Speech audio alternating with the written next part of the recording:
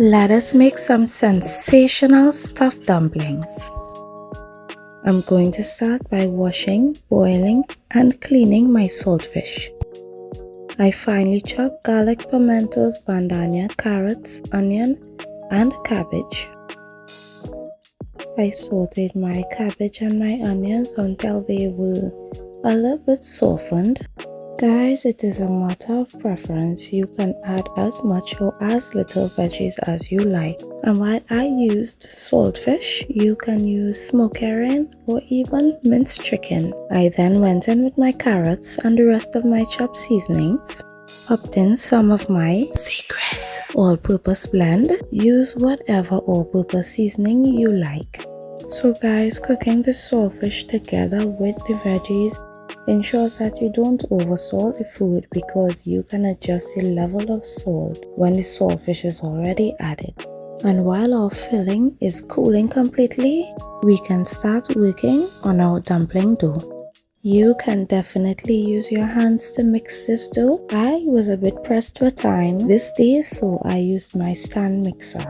Now, many of us are from the Caribbean, so I know we know how to throw down a good dumpling. Our dough should be pliable, not too soft and not too firm. I rested my dough for about 10 minutes before I separated them into these dough balls. I got about 26 dough balls from this entire batch. You can make them as big or as small as you like.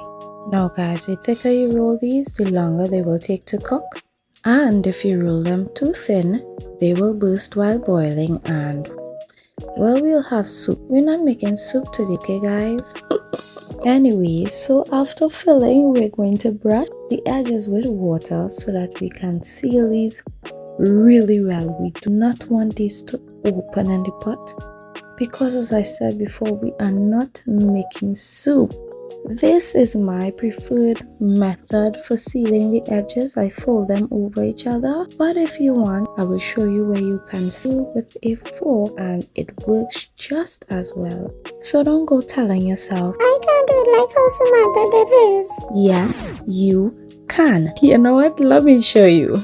After filling my dough and applying water to the edge, I'm just pressing down, making sure that there is no trapped air inside our dough, because it will explode in the boiling process. Here I'm just showing you how I pinch the dough bit by bit and fold it over itself. And this makes for such a pretty presentation. Here we already established that I am extra. So yes, this is me being extra. And it is worth it.